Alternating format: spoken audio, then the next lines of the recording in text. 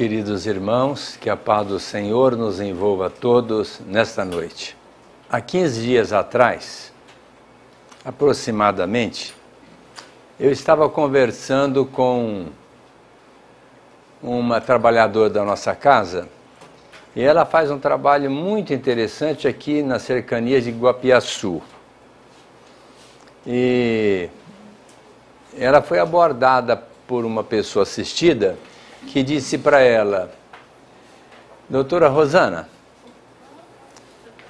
os espíritas são muito caridosos, mas vocês têm um defeito muito grande. Aí aquilo acordou para um questionamento: mas que defeito que você acha que nós temos? Porque vocês adoram um tal de Allan Kardec e não adoram Deus. Isso é muito grave, porque a gente tem que adorar Deus, não adorar o ser humano.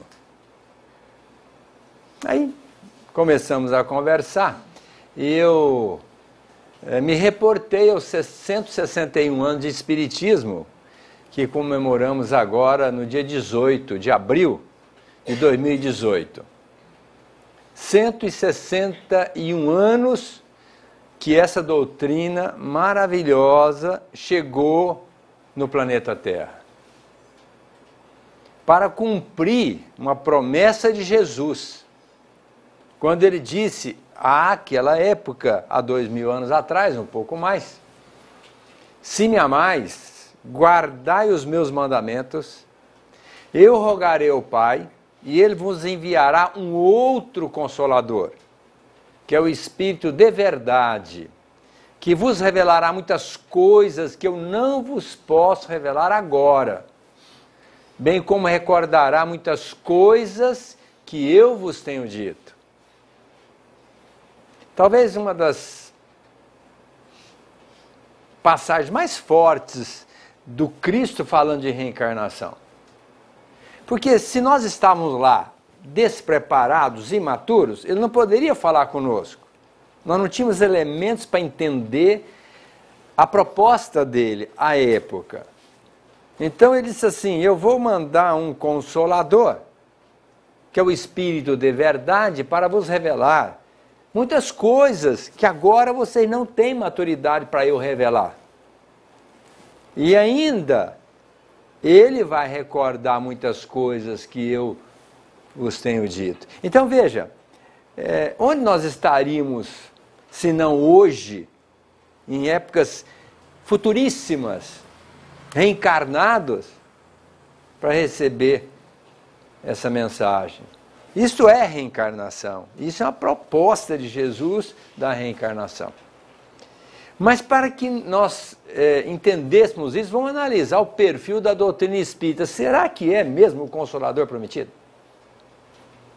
Será? Bom, primeiro, as nossas angústias, nossos sofrimentos,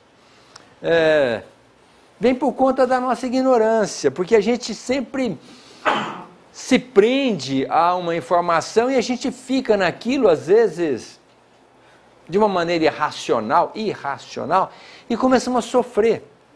Qual que é a proposta primacial da doutrina? Primeiro, somos espíritos imortais. Imortais. E Jesus colocou isso para nós de uma maneira, no afirmativo, no imperativo do nosso verbo: sede perfeitos, como perfeito é nosso Pai. Podeis fazer tudo o que eu faço, e mais ainda.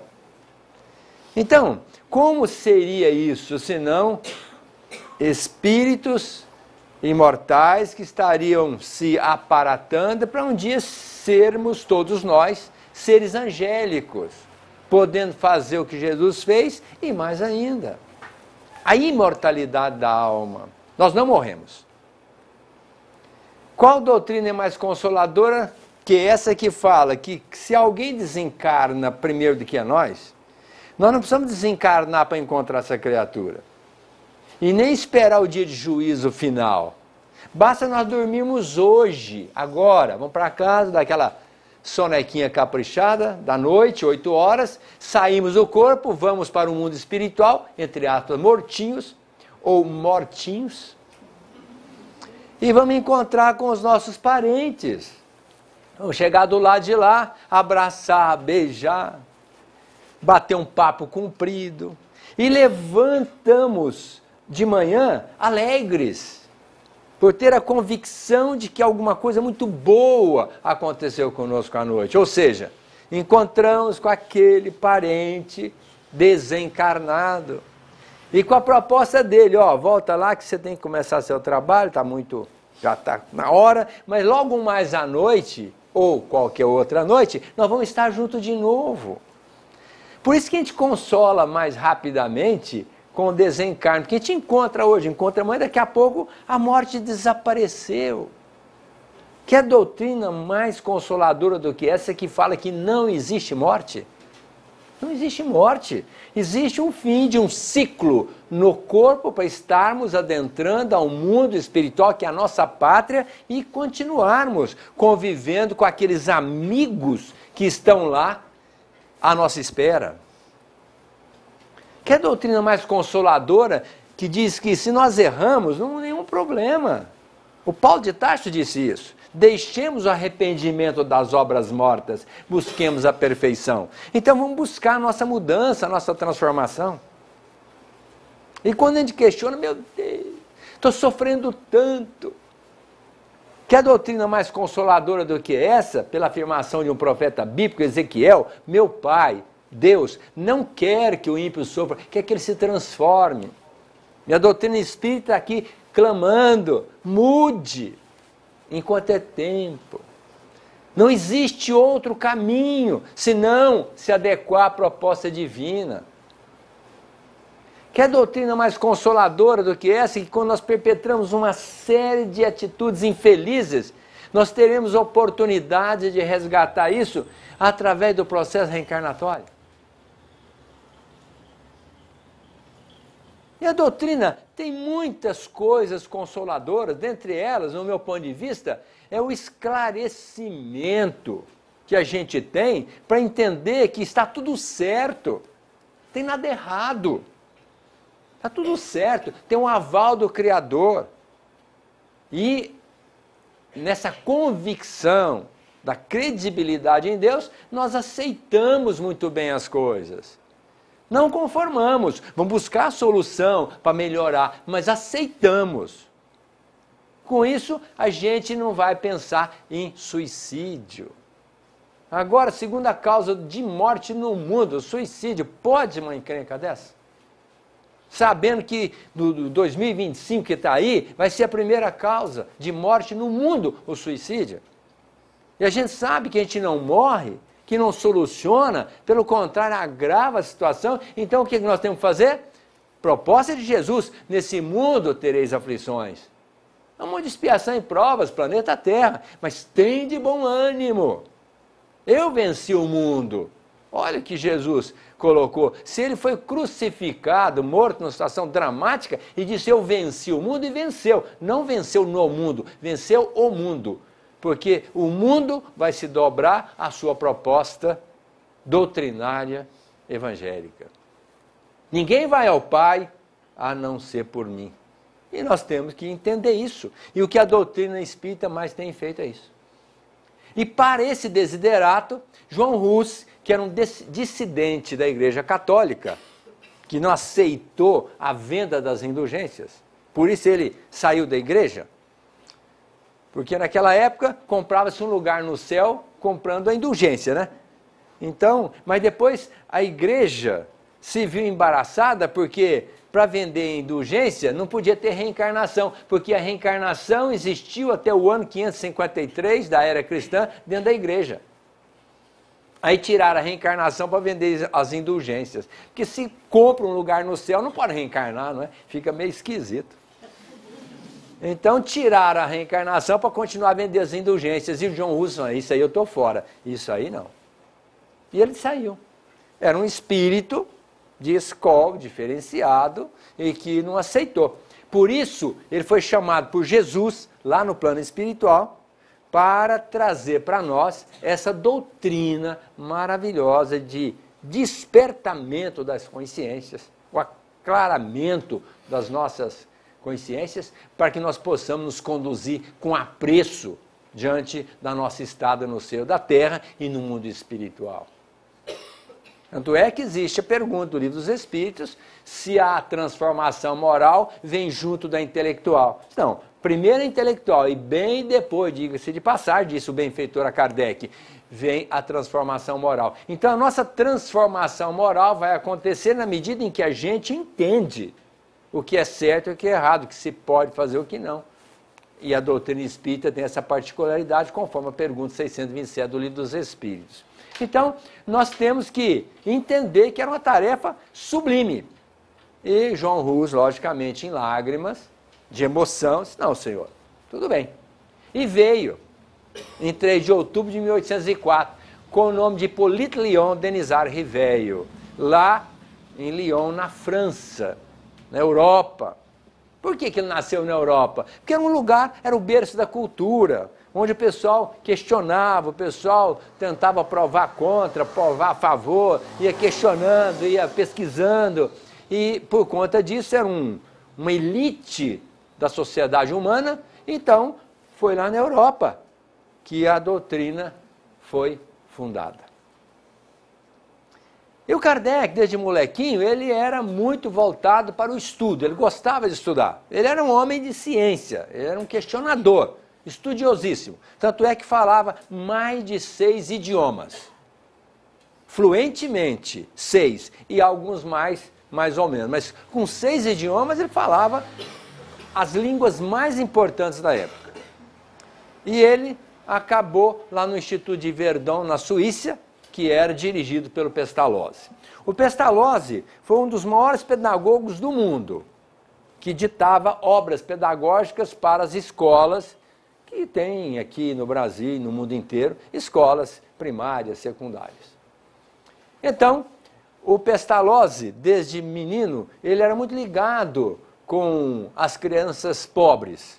E quando ele atingiu um patamar, na condição de um professor, ele reuniu 50 crianças pobres para educá-las, mas com amor, porque naquela época a educação era na palmada, era através das palmadas na mão, palmada no corpo, puxão de orelha. Um moleque tinha que aprender a peso de chicote. E aquilo para ele era complicadíssimo. E então ele começou a ensinar aquelas crianças com amor. Foi aí que foi o diferencial. Mas ensinando aquelas crianças, e ele era pobre e não conseguiu deslanchar financeiramente, ele fechou a escola e dispensou as crianças. Mas o governo suíço soube, ou me parece da Irlanda, soube desse trabalho dele e investiu alto. Não, eu vou dar uma escola para você, você vai continuar ensinando suas crianças. E agora ele trouxe 80 crianças pobres, paupérrimas, e começou a ensinar. E o Kardec, sabendo da grandeza, lógico, o Kardec auxiliado pelos pais, sabendo da grandeza de Pestalozzi, saiu da França, foi para a Suíça estudar com Pestalozzi. E ali ele deslanchou muito, porque o professor era excelente, ensinou a educar com amor e estudiosíssimo, e o Kardec foi criado nesse berço de cultura. E tanto é que escreveu mais de 22 obras pedagógicas também para o ensino letivo. Kardec. Mas, naquela época, ele era chamado de professor Riveio. E, no determinado tempo, ele volta para a França e dá continuidade a esse trabalho como professor, lecionando várias matérias. Até que um dia, um amigo Fortier chegou para ele e falou assim, professor Riveio, o senhor precisa estudar os fenômenos que estão acontecendo aí. Coisas fantásticas. Mesa sobe e bate no teto. Tem algumas pranchetinhas que tocam assim ao redor de uma mesa e muitas das vezes com a canetinha amarrada na ponta escrevem mensagens. Uma cesta que chamada cesta de bico, porque no bico dela colocou-se um instrumento de escrita e também escreve sob o comando de alguém que coloca a mão em cima. O Kardec, homem de ciência, cultíssimo, falou, não posso aceitar isso. Para que essas mesas movimentem, para que essas pranchetas escrevam, elas têm que ter músculo e nervo. De tal forma que, em não tendo, eu não posso aceitar isso. Passado um tempo, envolvido pelos amigos, voltaram a dizer para ele, mas você tem que conhecer os fenômenos. Vamos lá conosco. Hoje, por exemplo, tem uma reunião na casa de uma amiga e você precisa ir lá. Os amigos, muito envolventes, levaram o professor Rivéio lá para a reunião. Chegando lá, comunica-se um espírito com ele. E diz que era seu amigo de existência passada e que estaria ali assessorando-o numa missão que ele tinha assumido com Jesus.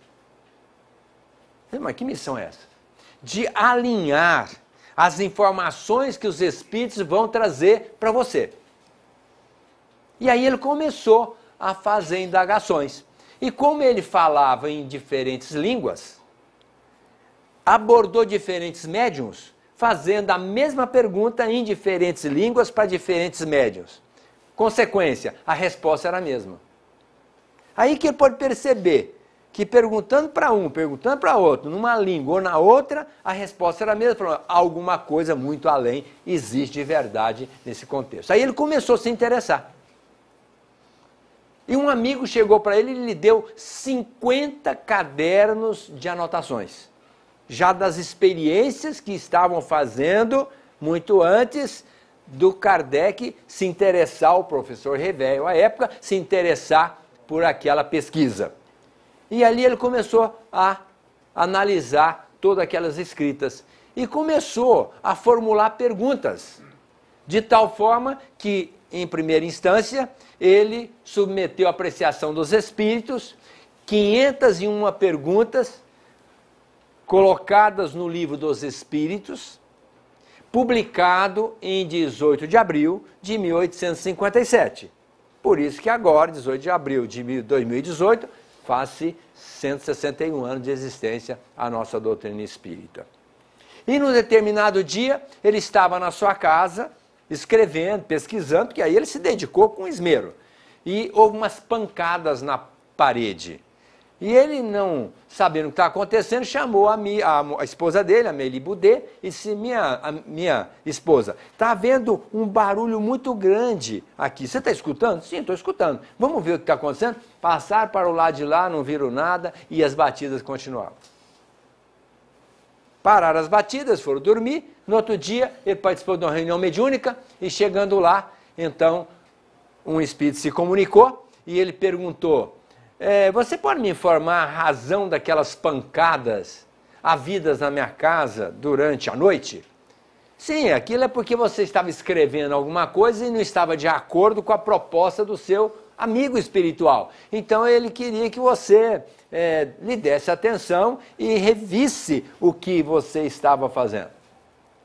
Então pergunta para ele o que é que ele quer que eu reveja o que não está de acordo. Não, mas ele está aqui. Então, pergunte para ele. E aí, então, o Rivéio perguntou para aquela criatura o que estaria acontecendo. E ele disse, olha, você escreveu algumas coisas aí que não está de acordo, você tem que rever para uma publicação dentro da essência divina, dentro da proposta do Espírito de verdade. Então, reveja esse conceito. Então, a doutrina não é de Kardec. A doutrina é dos Espíritos, alinhada por Kardec, através dos médiuns abnegados que se prestaram a esse trabalho. E ele, aí então, publica o Livro dos Espíritos, já com o nome de Allan Kardec, para caracterizar a reencarnação como uma pilastra fundamental do Espiritismo, porque na existência passada ele havia estado nas Galhas Francesas e lá ele tinha o nome de Allan Kardec. Então fez questão de assinar aquela obra, o Livro dos Espíritos, com o nome, ou cognome, o apelido de Allan Kardec. Daí nós entendemos que o professor Rivéio ficou à parte para surgir a partir daí o nosso Allan Kardec, que empresta e presta socorro, amparo à nossa casa, às casas espíritas, mas empresta o nome a essa casa, Allan Kardec. O Livro dos Espíritos é um tratado, depois ampliado pelos Espíritos, foi na segunda edição, para 1018 perguntas, que o Kardec fez, inteligentíssimas as perguntas, e as respostas mais inteligentes, sendo publicada essa obra, em segunda instância, um pouco depois. O Livro dos Espíritos tem 4 partes importantíssimas. A primeira fala de Deus, a segunda da criação divina, a segunda parte fala dos espíritos, a terceira parte fala das leis morais e a quarta parte das esperanças e consolações, onde trata dos benefícios de quem age por bem e das consequências dos males que venhamos fazer. A primeira pergunta, como nós já conhecemos sobejamente, o Kardec, segundo Leon Denis, o bom senso encarnado, perguntou que é Deus, não perguntou quem é. Que se perguntasse quem é, talvez os espíritos dissessem assim, olha, é um homenzinho, de cabelo branco, barba longa. Mas ele não perguntou quem é, ele perguntou que é. E a resposta foi a seguinte: inteligência suprema do universo, causa primária de todas as coisas. Daí nós entendemos que Deus está muito além da nossa capacidade de entendimento real da sua figura. Tanto é que ele pergunta logo em seguida, Deus é único, é imutável, é justo, é bom, e declinou todas as virtudes que não possamos imaginar de um ser. Qual foi a resposta? Bom, para a capacidade de entendimento de vocês, Deus é isso. Mas Deus é muito mais do que isso, que a capacidade de entendimento de vocês não pode atingir. E na 13, então, ele pergunta, mas um dia nós vamos saber da intimidade de Deus? Bom, lógico, desde que vocês afastem do espírito as maldades, as maledicências, as vicissitudes, as limitações, a ignorância, lembrando de Jesus, no Sermão do Monte, quando ele colocou, bem-aventurados os puros, porque eles verão a Deus. Então, para nós estarmos face a face com Deus, nós temos que tratar da nossa pureza de alma. Porque até então, nós temos que nos contentar, no máximo, a ver o nosso anjo da guarda. E o nosso anjo da guarda já está de bom tamanho, sabe por quê? Outro dia eu estava fazendo um encontro falando sobre a fé, e com o padre Jarbas, e ele me deu uma informação fantástica, falando sobre o anjo da guarda, ele falou assim, o anjo da guarda é um personal trainer espiritual que reservou para nós um emblema, ou seja, uma medalha de ouro para a gente colocar no peito, mas que ele cobra que a gente rale para conseguir isso. Então, olha a definição de anjo da guarda que o padre Jarbas deu. Achei fantástico, porque o anjo da guarda, segundo Kardec, informação dos espíritos, ele abandona a gente? Você acha que abandona? Abandona. Está lá no Livro dos Espíritos. Mas como? Abandona? Abandona. Quando a gente não dá ouvido para ele, ele vaza, ele vai embora. Ele vai embora, vai cuidar da vida dele. Não vai ficar preso com a gente, que fica ali. Ele está tentando e a gente não está nem aí, só fazendo absurdidade. Ele vai embora, larga a gente, sozinho, por conta da nossa própria sorte. Ah, mas ele volta? Kardec perguntou, volta, quando? Quando nós oramos e pedimos ajuda e nos dispusermos a ouvi-lo, aí ele volta. É um compromisso que um espírito superior de alta envergadura, que nós não temos a condição de beijar-lhe os pés, é um compromisso dele com Deus de nos ajudar. Não é com a gente. Tanto é que larga a gente. É compromisso com Deus de nos amparar, de nos custodiar. Veja como Deus, linguagem pobre, é maravilhoso, porque Deus é muito mais do que isso. Como Ele é maravilhoso, dando para cada um de nós um anjo da guarda, que nós podemos contar com Ele diuturnamente. Desde que nós nascemos, ad eterno. E nós, às vezes, ficamos presos, pensando no obsessor, pensando não sei o quê, quando deveria saber que do nosso lado tem um espírito de alta envergadura à nossa disposição. Bastando apenas que nós entremos em sintonia com Ele. Porque a física quântica hoje mostrou que nós vivemos em sintonia. Não existe mais materialidade, porque antes da matéria existe uma vibração. Já está provado isso na física quântica. Antigamente a matéria mais indivisível, hoje é divisível, de qualquer elemento chama-se átomo, que hoje é divisível em próton, nêutron e elétron. E atrás desse elemento mínimo, que é o átomo, existe uma energia, que já está provado. Fizeram duas chapas com duas fendas e projetaram o elétron. E ora o elétron passava numa fenda, ora a energia passava na outra. Ora a fenda passava numa fenda, ora a energia na outra. E provou-se que antes do átomo existe uma energia. Então a matéria está acabando. Daqui um pouco é só espírito. E espírito é o quê? Mente. Então nós somos mentes. Tanto é que essa pergunta está na segunda parte do Livro dos Espíritos. Quem somos nós? Aí o Kardec perguntou, quem? Não perguntou que. Quem somos nós? Princípio inteligente do universo. Somos espíritos inteligentes e que temos que usar a nossa inteligência. Agora, tem gente que é mais inteligente que a outra? Pode ser, mas normalmente a nossa inteligência é mediana, todo mundo tem a mesma inteligência, salvo os QIs elevadíssimos e as condições limitadas do espírito na área mental de pouquíssimas pessoas. Agora, tem aquele que dinamiza a mente, a inteligência, e faz com que ela cresça. E aquele que é largadão, ocioso, que não quer nem saber se a água vai para baixo ou para cima, está tudo bom. Desde que para mim não esteja afetando nada, mas não dinamiza, não usa a mente para contribuir, e nós somos co-criadores com Deus. O universo não acontece em nós. Somos peças integrantes do universo. Tanto é que os Espíritos dizem, do átomo ao arcanjo, tudo está ligado. Então nós somos consciência, nós somos mentes. E nós vivemos numa consciência global. Hoje vocês estão no psiquismo de Mirassol. Eu estou lá no psiquismo de Rio Preto. Como tem muita gente no psiquismo do Rio de Janeiro. Agora, nós vivemos o psiquismo coletivo, porque como nós pensamos é o que nós vamos viver. E a física quântica coloca isso. E Emmanuel, muito antes da física quântica, através de Chico Xavier, já havia colocado, nós somos o que nós pensamos. Mente é vida, você vai viver o que você mentalizar. E é importante que a gente entenda isso, porque às vezes vem uns pensamentinhos maluquinhos, não vem? Quem que não tem uns pensamentinhos maluquinhos? Eu tenho quase todo dia. Mas, ao mesmo tempo, eu sei que eu posso trocar esse pensamento por um pensamento bom.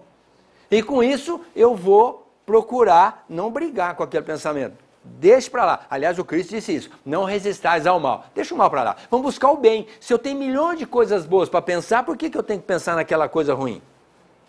E Deus foi tão maravilhoso, novamente, que Ele deu para nós o direito de escolher o que a gente quer pensar. No Livro dos Espíritos, vamos falar da terceira parte. Nós temos as leis morais, que é o que nos mostra na vida de relação com tudo. As leis morais. E ali nós temos 10 leis. Lei de adoração, lei de reprodução, lei de trabalho, lei de conservação, lei de destruição, lei de sociedade, lei de progresso, lei de igualdade, lei de liberdade, lei de justiça, amor e caridade. São 10 leis.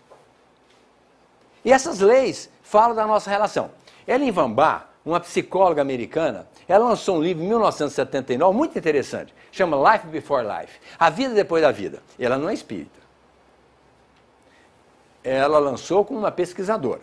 Ela fez regressão de memória com 750 pacientes. À época, ela sobreviveu mais 10 anos e lidou com milhares de pacientes. Mas a publicação dela contava com 750 pacientes.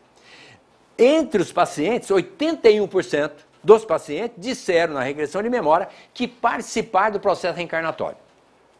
Apenas 19% disseram que não lembrava se tinham participado ou não. Mas 81% dos pacientes dela disseram que participaram do processo reencarnatório.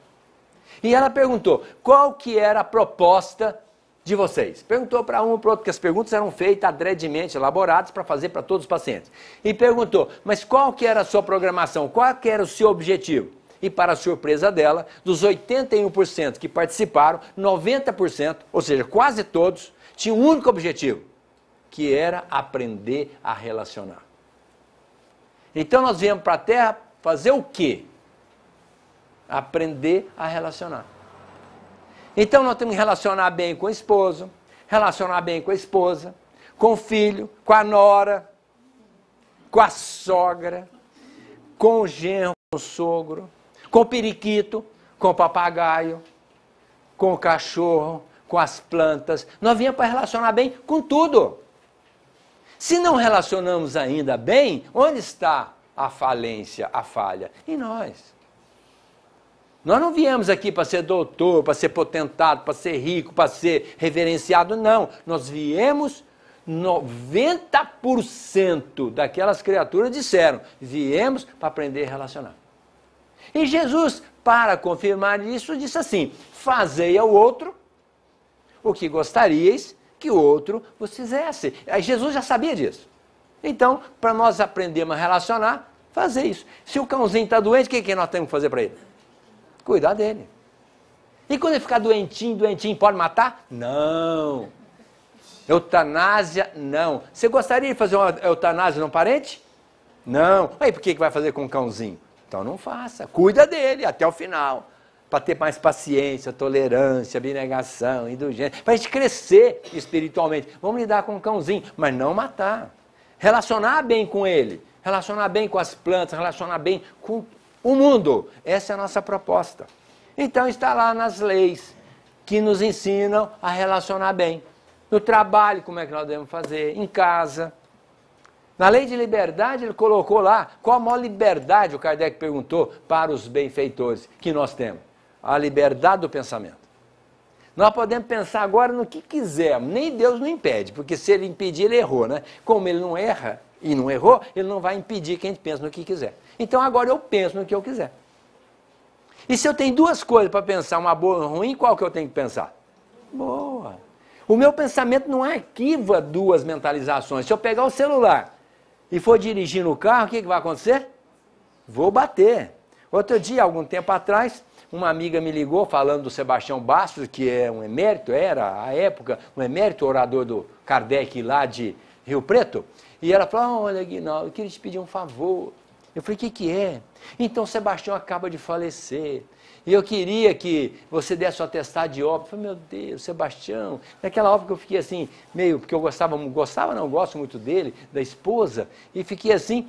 Quando eu cheguei em casa, me dei conta que eu tinha passado num radar acima da velocidade, tomei uma multa. Lógico, conversando com ela, você acha que eu ia pensar em radar? De jeito nenhum. Então, a nossa mente não administra dois pensamentos. Então, nós não temos que brigar com o pensamento ruim. Bota um pensamento bom. Hoje, o pessoal não dorme por quê? Porque chega à noite e fica pensando, meu Deus, o que eu vou fazer amanhã? Hoje eu passei por isso, e aquilo, e coisa e tal. Adrenalina subindo.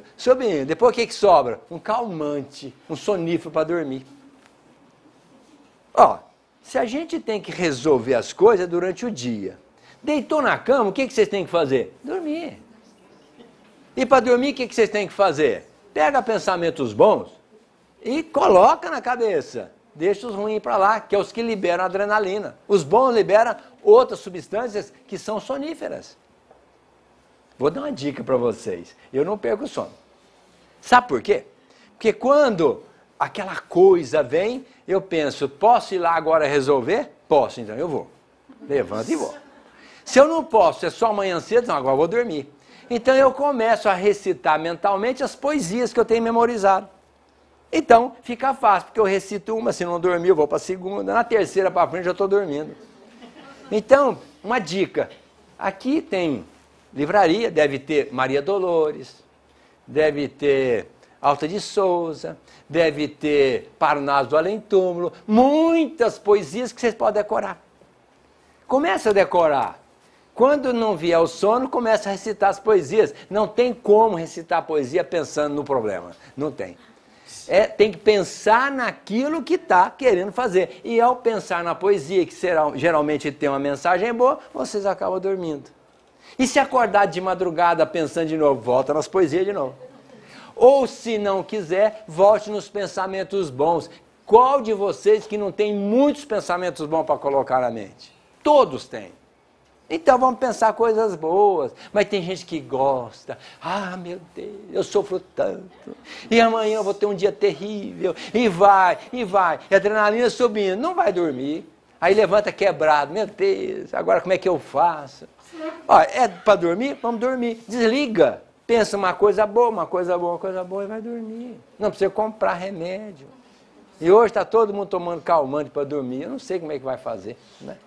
Outro dia meu filho chegou para mim e falou assim, pai, vamos falar com o prefeito? Eu falei, meu Deus, você está querendo ser político? Para com isso, né? Ele falou, não, pai, é para o prefeito colocar Rivotril na caixa d'água, porque todo mundo aqui toma, a gente não precisa dar receita, já coloca lá.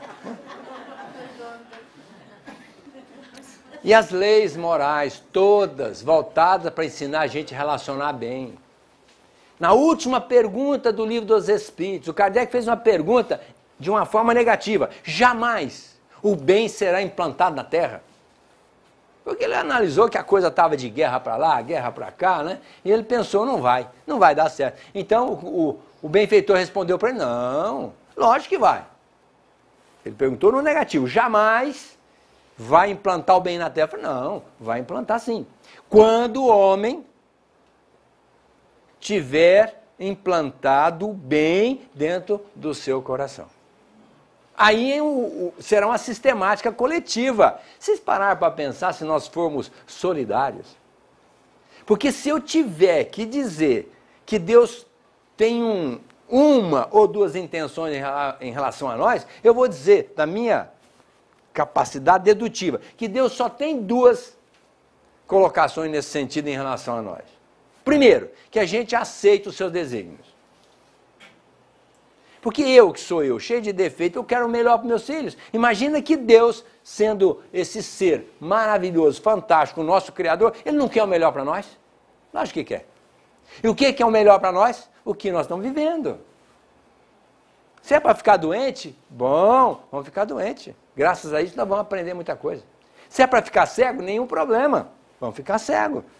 Isso também traz aprendizado para nós. Vamos aceitar os desígnios de Deus. E é o que a gente menos aceita.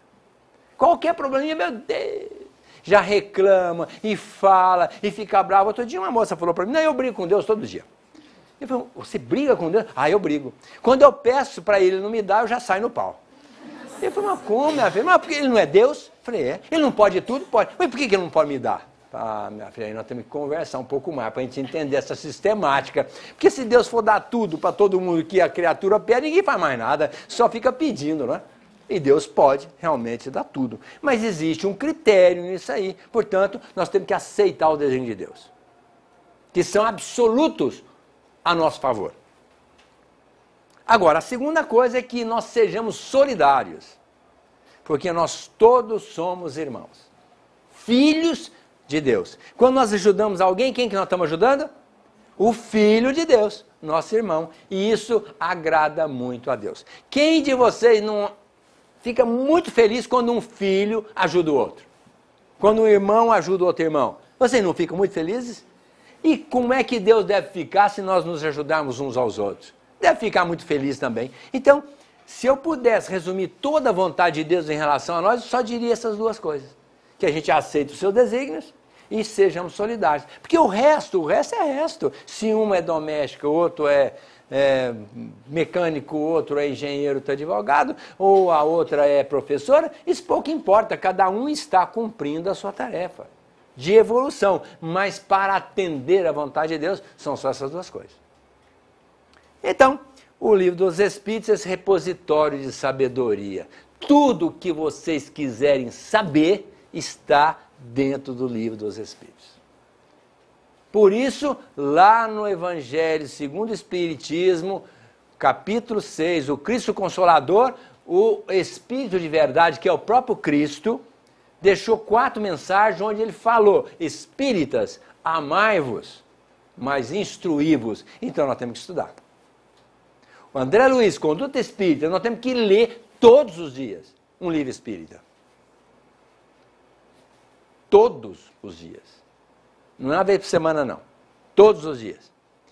Põe o livro onde vocês têm condição de defrontá-lo sem esquecer. não pode colocar debaixo do travesseiro, achando que vai por osmose entrar. Né? Tem que abrir e estudar mesmo, porque aí nós vamos aprender. E o Cristo colocou isso. De outra forma, conhecereis, não diz conheça, conhecereis a verdade e ela vos fará livres.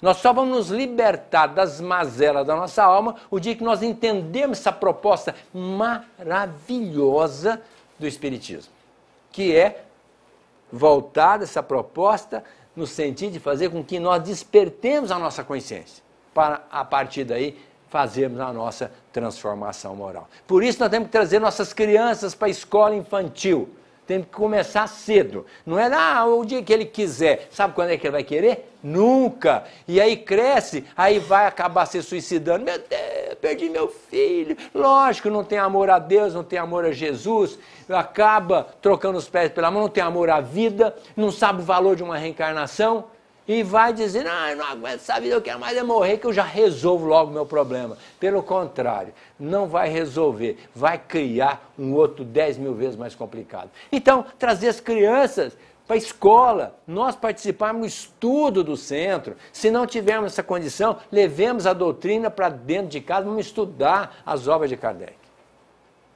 E aí, 1861, 4 anos depois, ele vai submeter à apreciação dos espíritos os fenômenos que ele estava vivendo. E escreveu um livro maravilhoso, que é o Livro dos Médiuns. Maior tratado de parapsicologia que foi escrito até hoje. Tudo que quisermos saber sobre mediunidade e médium está ali. Há algum tempo atrás, lógico, as mediunidades, psicofonia, psicografia, psicopictoriografia, voz direta, transporte, materialização, milhões de mediunidades. Aliás, nós todos somos médiums. Mas o mediunato é próprio de poucas pessoas, aquela mediunidade ostensiva. Quando nós nos propusermos a dar dinâmica nesse mediunismo, podemos entrar no mediunato. E aí exercitarmos a mediunidade de uma maneira mais efetiva junto com os espíritos. Mas é uma dedicação que tem que acontecer pelo conhecimento e depois pela dedicação dentro da casa espírita. E o Livro dos Médiuns, então, é um repositório de sabedoria. E eu fui chamado para analisar uma situação em que, numa casa de uma senhora, estava pegando fogo em tudo. E eu fui para lá.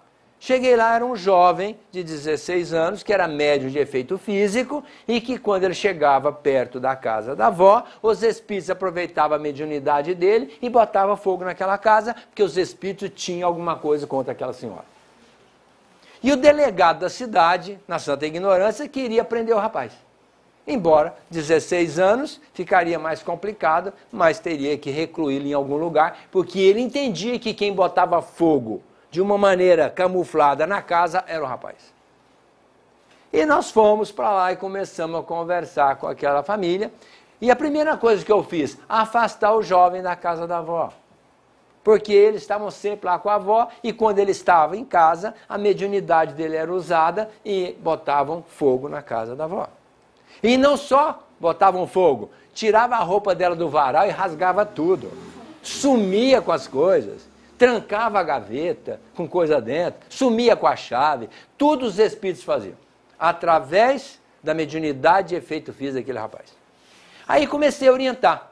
Levei todo mundo para a casa espírita, instituí o culto do Evangelho no lar, que é uma bênção na nossa vida, onde se faz regularmente o culto do Evangelho no lar, cria-se uma tela eletromagnética em volta da casa e as entidades das trevas não entram, então é uma proteção essencial para o nosso reduto doméstico, é o culto do Evangelho no lar. Instituí o culto do Evangelho no lar, levei a turma para a doutrina, sugeri a eles que fizessem caridade, e o que aconteceu no final? Acabou-se o fogo. Nunca mais pegou fogo, nunca mais rasgou-se roupa de ninguém e hoje a família está muito tranquila naquela cidade. Graças a uma orientação que nós demos pelo conhecimento da doutrina espírita, porque se não tivesse o conhecimento e na santa ignorância ainda achasse que o delegado tinha razão, o que aconteceria com o rapaz? E hoje esse rapaz eu levei para a Beneficência Portuguesa, começou a trabalhar lá conosco e agora está fazendo direito. Entrou na faculdade, será um advogado para defender as causas boas. E a mediunidade de efeito físico também tem um lado bom, porque essa mediunidade se presta também a curas. Os espíritos podem extrair a energia emanada daquela criatura e curar as pessoas, bastando apenas que ele esteja afinizado numa sintonia quântica com os benfeitores. Então ele é um médium de cura. Basta apenas diligenciar a sua conduta, o seu comportamento, para que isso venha a acontecer. Se aquela energia foi usada pelos espíritos inferiores para fazer o mal, essa mesma energia pode ser usada pelos espíritos bons para se fazer coisas boas. Mediunidade e efeito físico. Então esse livro foi publicado em 1861. E o Kardec, através das forças políticas da época, resolveu levar o livro dos espíritos, o livro dos médiuns, lá para Barcelona. Em 1861, ele publicou, escreveu o livro dos médiuns, já levou para lá. E o bispo de lá, sabendo do que se tratava, o que ele fez? Queimou todas as obras. E o Kardec ficou muito bravo. E até questionou os espíritos, mas por que vocês não deixaram regularizar tudo, para que isso ele não pudesse fazer, coisa e tal? Olha o que aconteceu, eu levei tantas obras, coloquei no navio, levei para lá e queimaram tudo, tá vendo? Aí o benfeitor disse para ele, Kardec, você está preocupado por quê? Agora que o pessoal vai ler a doutrina espírita, porque vão querer saber o que tem naquelas obras que o bispo queimou. Então que bênção que eles tenham queimado aquelas obras. O Ato de Barcelona, que foi em 1861. Logo depois, 1864, ele escreve o Evangelho segundo o Espiritismo, submetendo as prédicas do Cristo à apreciação dos Espíritos, e escreveu 28 capítulos. Eu já falei aqui sobre isso. Um dia uma moça chegou no meu consultório e perguntou, Aguinaldo, qual o melhor livro de autoajuda que você me indica? Eu quero aquele bom, para me ajudar. Eu falei, olha, mas você não é espírita? Ele falou, lógico que eu sou. Pois então, melhor livro de autoajuda é o Evangelho segundo o Espiritismo. E sabe quanto custa? 5.000 réis. Porque um livro de autoajuda, aí entre aspas, caprichado, idolatrado pela sociedade, custa 50. Então, você pode adquirir o Evangelho por 5 reais, 10 reais. E é o melhor livro de autoajuda que eu já vi até hoje, a ponto do Cristo ter dito, eu vim para que tenhas vida e vida em plenitude. Para isso nós temos que estudar o Evangelho. Nós temos que estudar o Evangelho. Hoje uma moça foi lá, ó Aguinaldo, eu não quero consultar com o psiquiatra, não vim conversar com você. Você me dá um calmantinho bem leve. Eu falei, mas como você quer que eu dê um calmantinho leve? O que está acontecendo? Ah, doutor, eu estou com pânico, estou com medo de tudo. Então, eu vou no psiquiatra e vai me chumbar e eu não quero. Então, você me dá um calmantinho. Eu falei, mas você sabe o que significa síndrome do pânico? Ela falou, era um medo maluco. Pois então, a síndrome do pânico só acontece num estado elevadíssimo de ansiedade. Então, eu posso assegurar que você é muito ansiosa. Você tem religião? Sim, tenho, eu frequento a missa, coisa e tal, eu sou católica. Ué, mas lá você não aprendeu que a gente tem que ser calmo? Mas como assim? Ué, Jesus falou para nós, para os ansiosos, não vos inquieteis pelo dia de amanhã, basta cada dia com o seu problema. Olha a proposta de Jesus, é para a gente viver o dia de hoje. Então, quem vive o dia de hoje, vive numa boa, levanta cedo, agora eu vou fazer o que eu tenho que fazer. Até de noite faz aquilo que tem que fazer. Amanhã, se acordar, é hoje de novo. Depois de amanhã, se acordar, é hoje de novo. Então, de hoje em hoje, nós vamos completando a nossa vida. Mas aquela criatura que disser assim, meu Deus, vou prestar o vestibular no final do ano. Se eu não passar, como é que vai ser? Quer dizer, já está no final do ano. Ele vai conseguir estudar hoje? Não. E o que vai acontecer no final do ano? Bum! Bomba, lógico. Agora, se ele esquecer o vestibular do final do ano e estudar todo dia hoje, o que vai acontecer? Vai passar. Quantas pessoas que chegam na hora do almoço e falam, será que eu botei sal no arroz? Ou não coloquei? Não sabe. Porque ela está longe, pensando nas coisas lá na frente. 70% fica no ontem. Como é que você vai? Ih, aconteceu um negócio grave. E você, tudo bem? Não, eu estou tão preocupado porque futuramente está no amanhã. 25%. 70 mais 25, 95. Como é que você vai? Está tudo bem, graças a Deus. 5% vive o dia de hoje. Então, qual que é a proposta de Jesus? Que a gente viva o dia de hoje. Um dia uma mulher me perguntou, mas você não preocupa com amanhã? Eu falei, eu não. Nem um pouco. Sabe por quê? Porque eu confio em Deus. Confiança, não existe meia confiança. Eu confio no Senhor, mais ou menos.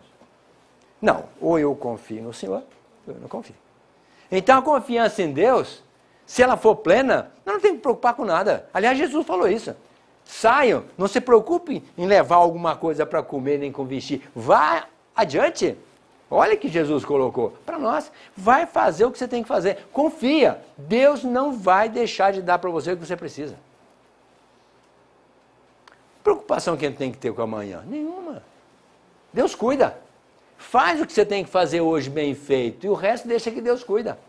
E eu posso assegurar que Deus vai cuidar da melhor maneira possível para a gente crescer, progredir espiritualmente. Nós somos espíritos. Por que a gente tem que preocupar com matéria? Ah, lógico que tem que pagar a conta. Não, tudo bem.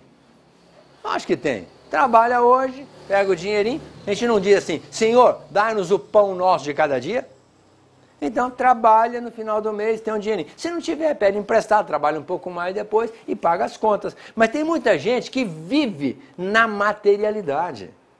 Chega a falar assim, o meu espírito... Não, o espírito não é seu.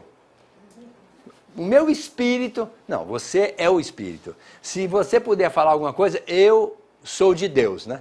Tudo bem, aí sim, mas o meu espírito, ou seja, o espírito é nosso? Não, nós somos o espírito. E se nós somos o espírito, a única coisa que vai é o espírito. Com a nossa mente, aquilo que nós tivermos colocado na nossa mente. O resto, nem o corpinho que nos serviu de instrumento, a gente não vai levar. E se arrumar dinheiro, prepare para as encrencas que vocês vão ter. Porque o dinheiro ainda é complicado. As famílias se perdem, na grande maioria, quase absoluta, por conta do dinheiro. E trabalha, para deixar todo mundo bem. Para lá na frente, complicar a vida das criaturas. Trabalhe, para ganhar dinheiro, lógico que vai. Vai dar para pagar as contas, às vezes dá para comprar uma casa nova depois de algum tempo. Às vezes dá para comprar um carro, mas se não tiver, anda de bicicleta. Se não tiver bicicleta, anda de a pé. Deus deu 2 pernas boas para a gente. Então, a gente fica tão preocupado. Para ser feliz, eu tenho que ter. Não, para ser feliz, você tem que ser. Não é ter, não tem que ter. Ser feliz. Ser feliz. Ou é feliz ou não é. Não é porque você tem que você vai ser feliz. Não, às vezes porque você tem, você vai ser infeliz. Que vai arrumar uma encrenca que faz gosto. Então nós temos que começar a entender que nós somos espíritos imortais e temos que levar para outra faixa vibratória, através da morte física, o nosso espírito. E bem trabalhado. Bem trabalhado. 1865. Um ano depois, o Kardec escreveu uma obra que poucos espíritas estudam e deveria ser um livro de cabeceira. O Céu e o Inferno, a Justiça Divina. Ali vocês vão ver o que significa a nossa vida. Espíritos de todas as envergaduras espirituais vieram falar para Kardec o que é que eles experimentaram depois que desencarnaram. Espíritos maravilhosos, espíritos de condição mediana, espíritos mais simples e espíritos endurecidos. O que foi reservado para eles do lado de lá. E aí nós vamos entender com quem nós vamos nos identificar.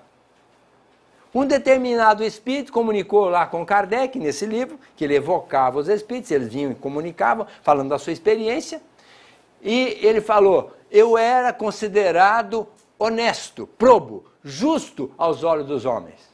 Mas cheguei aqui, me dei conta que estou muito longe de ser probo, honesto e justo aos olhos de Deus. E assim, um relato de jovens que passaram por aqui às vezes sofridas, como ele contou o caso de uma paciente, Verrier. Então, essa menina tinha 10 anos, estava num sofrimento que fazia gosto. E ela chegava para a família e falava, fiquem tranquilos, eu estou prestes a partir. Sei que vou me libertar dessa mazela e eu vou voltar para falar com vocês. Fiquem tranquilos, na hora exata eu vou falar para vocês. Ficou 4 anos sofrendo, dos 6 aos 10 anos. E na hora exata reuniu a família, deu a mão para todo mundo e falou assim, agora estou partindo. Fechou o olho e foi embora.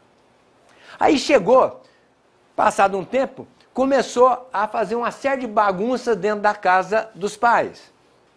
E a irmãzinha, que era mais nova, começou a ver a irmã. E falava para os pais, eu estou vendo a fulana, é ela que está fazendo isso. Mas aí eles falaram assim, mas não é possível, não pode ser, ela é tão boa, ela é tão maravilhosa, ela não pode fazer isso. Essa bagunça que é derrubar as coisas no chão, quebrar as outras coisas, coisa e tal, não pode. Lógico que ela estava usando a capacidade da irmãzinha, que era uma médium de efeito físico. E estava fazendo uma bagunça. Aí o Kardec evocou essa menina. E perguntou, escuta, mas é você que está fazendo aquela bagunça na casa dos seus pais? Sim, sou eu. Mas você não falou que era para ficar tranquilo, que você estava aceitando a morte, que ia se libertar, estaria numa boa e que voltaria para ajudar? Pois então, é o que eu estou fazendo. Mas como? Você está quebrando tudo. Sim, eu estou chamando a atenção deles para eles conhecer coisas maravilhosas que eles conhecerão depois, que serão a razão da transformação dessas criaturas. E que somente através desses impactos é que eu vou conseguir modificar. Então sou eu mesmo que estou fazendo isso. Então, quando a gente analisa isso de uma maneira simplista, você vai dizer, meu Deus, mas não é possível, essa criança era boazinha, depois virou uma capetinha depois que morreu, e olha o que está fazendo. Não. Então ela estava fazendo aquilo para despertar os pais para uma realidade maior, porque até então estavam muito ligados ainda às coisas materiais. Relatos e mais relatos lindíssimos, maravilhosos. Vocês têm um livro, O Céu e o Inferno, aqui no centro? Vai acabar hoje, hein? Tem que encomendar mais. Vocês têm que levar para casa e estudar a história de cada criatura ali para vocês perceberem o quanto nós precisamos ficar espertos com a nossa vida. Porque a realidade maior é a nossa volta para o plano espiritual. E lá nós vamos estar de acordo com o que nós fizermos aqui. E ali, uma outra jovem, que era cega, ajudava os parentes e realmente ela acabou desencarnando e o Kardec a evocou e ela, perguntando para ela a razão da cegueira, assim, eu usei muitos olhos para coisas indevidas em outra existência. E agora eu vim cega para reparar os erros da minha vida. E eu tenho que falar ainda para os meus parentes que, se eles quiserem ficar isentos das problemáticas que poderão ainda surgir, que voltem para o bem. Faça o bem ao próximo. Sejam solidários. Olha o que ela falou. Céu e o Inferno. Um livro maravilhoso que vocês precisam estudar. Pouca gente dentro do movimento da doutrina espírita, poucas pessoas leem esse livro. E é um livro de cabeceira. 1868, o Kardec fecha o Pentateuco, escrevendo a Gênese, onde realmente ele trata da origem das coisas. Pensa-se, muita gente, que a Terra foi feita em 7 dias. Segunda, terça, começando pelo domingo, segunda, terça, até sábado. Fiat Lux, ou seja, já falou e está tudo pronto. Não. Ele mostrou que o planeta foi feito em vários períodos, dentro da cosmogonia, dentro do período geológico, da consolidação do nosso planeta. A cada momento, uma etapa que Deus foi construindo através da sua mente. Porque tudo que é matéria vem do fluido cósmico universal, através de um pensamento. Então Einstein já dizia que o universo é o pensamento de Deus, e é verdade. Então tudo é fruto do nosso pensamento. Por isso, nós precisamos estudar para entender a origem das coisas. Lá ele fala sobre a origem, a gênese dos milagres. Ele falou que não existe milagre. Não existe milagre. Milagre é contrariar uma lei. Ninguém consegue contrariar uma lei. Você pode se opor a ela, mas contrariar não. Se a lei da gravidade joga alguma coisa no chão, eu posso segurar e impedir que o objeto vá no chão. Então eu me opus à lei da gravidade. Mas se eu tirar a mão, o que vai acontecer? Vai ao chão. Então a lei continua perseverando. Eu não vou contrariar a lei, ela vai existir. Milagre é contrariar uma lei. Então Jesus usou leis que nós desconhecemos. Então ele curou o leproso, curou a pessoa que estava endemoniada, curou o outro que era paralítico, devolveu a vida a Lázaro. Meu Deus, Jesus fez milagres. Não, Jesus não fez nenhum milagre. Ele usou leis que ele conhecia muito bem e nós desconhecemos. Então, por isso nós chamamos de milagre. E ele fala sobre a Gênesis e muitas outras coisas, está tudo no livro A Gênesis. Então nós temos que estudar para entender essas particularidades, para não ficarmos aí questionando as absurdidades que são colocadas em relação, principalmente, oh meu Deus, que sol terrível esse de hoje. Quando ele deveria ser que abençoado o sol, graças à energia solar que entra pelo meu centro coronário, eu estou aqui cheio de vida e posso executar meu plano de ação, ao invés de reclamar e entender que o sol está exatamente no lugar certo, porque se ele aproximar 1 centímetro, ele queima toda a terra, acaba com a vida da terra. E se ele desaparecer, desintegrar, segundo André Luiz, não tem vida em cima da terra. Então o sol é a fonte energética para a nossa sobrevivência. Então tem que levantar de manhã, sol quente, e dizer, meu Deus, que solzão caprichado. Ao invés de, oh meu Deus, é o que a gente fala, oh meu Deus, que sol quente. Ó, vamos falar, oh meu Deus, que bênção. Representante lídimo, materialmente falando do Senhor na terra, o sol, astro-rei. Graças a ele, a terra sobrevive. As almas podem reencarnar, podem trabalhar. E quando Kardec desencarnou, em 31 de março de 1869, ele foi embora. Mal súbito, e foi embora. Mas ele deixou uma obra a ser publicada pelos escritos das experiências dele, que foi publicada em 1890, me parece que é essa data, e por estudiosos da doutrina, sua própria esposa, Amélie Boudet, e mais os amigos, Didier, publicaram obras póstumas.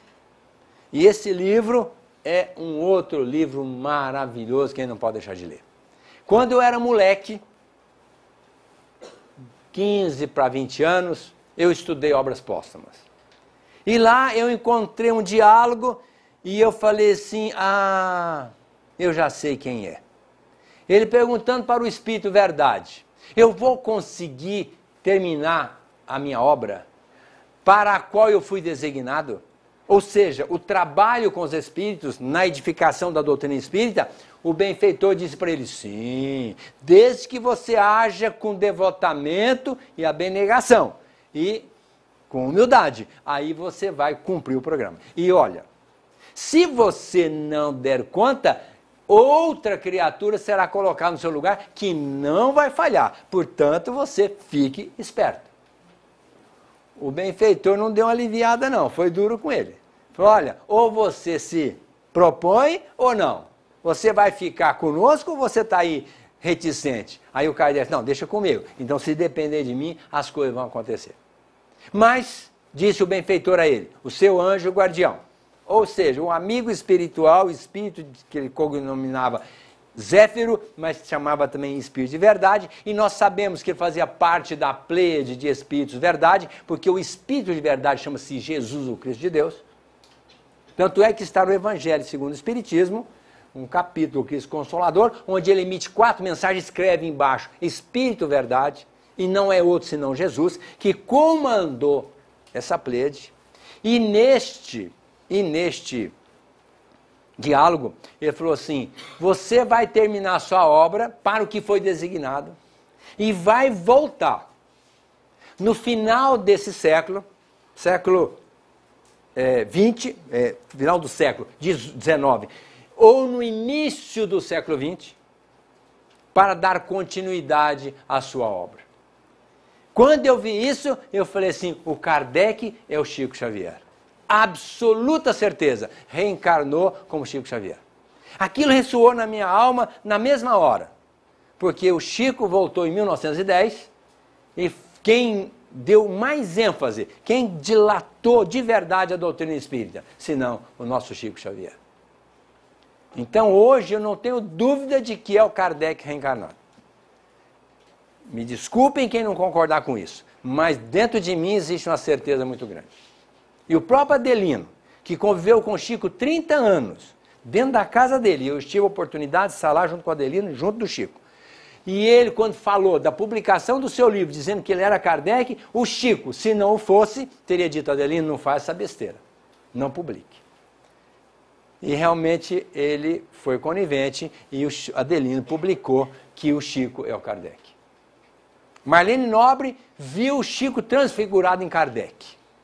E tantas outras criaturas tiveram informação de que o Chico era realmente o Kardec.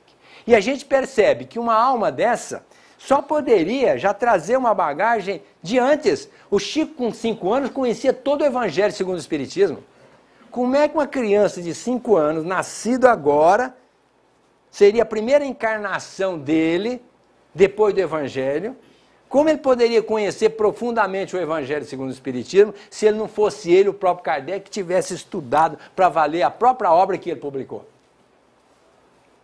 Então não tenho dúvida, se nós pensamos, oh, que pena, ele nasceu lá em Lyon, na França, ah, como eu gostaria de conhecer o Kardec. O Chico esteve aqui, ó, Pedro Leopoldo, Uberaba, Mirassol, veio aqui, Frutal, Minha Terra, Itapajipe, esteve lá. Vimos o Kardec reencarnado. Pouco importa se é Kardec ou não, mas eu quero dizer que são duas almas a quem nós devemos muito. Chico e Kardec, Kardec e Chico. Graças a essas criaturas, nós temos a doutrina espírita no meio de nós. Que agora, como disse Martim Peralva, somos milionários pelo Espiritismo. Porque essa doutrina nos faz ser diferentes. Não que sejamos melhores do que os outros, isso é transformação moral. Mas somos mais conhecedores da verdade do que os outros. Porque se existe uma doutrina que explica as prioridades divinas, a grandeza do Cristo, o seu papel na Terra, explica tudo, chama-se doutrina espírita. Que está aí para ser conhecida, essencializada e vivenciada por todos nós. Que fecha com a grande pilastra, fora da caridade não há salvação. E a caridade é ser bom, aceitar a pessoa como ela é e perdoar incondicionalmente as ofensas. Isso é caridade. Segundo Jesus, pela pergunta 886 do Livro dos Espíritos. Então a doutrina espírita é a consolidação da proposta de Jesus há 2000 anos, quando ele disse assim, eu não vos deixarei órfãos, disse o divino pastor, pois um outro consolador eu enviarei para vós. Apoiados pela fé, no bordão da caridade, na calma na tempestade, jamais estareis sós. Na pobreza ou na opulência, se tiverdes humildade, e se amardes a verdade como a vós mesmos vos amais, percebereis o Espírito Consolador a vos falar de amor, de entendimento e de paz. Ele que estará convosco pelos séculos afora, recordando tudo que agora aqui eu vos ensinei, dará de mim testemunho às futuras gerações, relembrando em novas lições de Deus a suprema lei. Se em vossas fraquezas vos sentirdes pequeninos, os meus mensageiros divinos vos darão ânimo e fé. E quando muitos falirem ao peso da iniquidade, vós, herdeiros da verdade, permanecereis de pé. E eu estarei sempre convosco, na luz dos meus mensageiros, vossos leais companheiros na senda de amor e paz. Serão eles, na verdade, que em meu nome acenderão dentro do vosso coração os mais nobres ideais. Serão eles que, vindo dos altos espaços, recordarão os meus passos da manjedoura ao Tabor. Serão eles que, entre guerras e fome, exaltarão o meu nome na luz do Consolador. Assim se expressou, horas antes do Calvário, o sublime missionário crucificado na cruz. É por isso que agora, com humildade e amor, abraçando o Consolador, nós revivemos Jesus. Muita paz.